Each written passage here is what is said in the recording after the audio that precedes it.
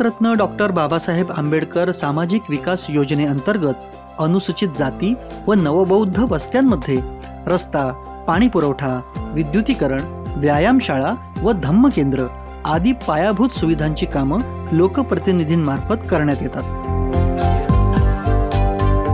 त्याचप्रमाणे या घटकातील व्यक्तींना त्यांच्या स्वतःच्या जागेवर अथवा कच्च्या घराच्या ठिकाणी पक्क घर बांधून देण्यासाठी शासनाची रमाई आवास घरकुल योजना सुरू आहे।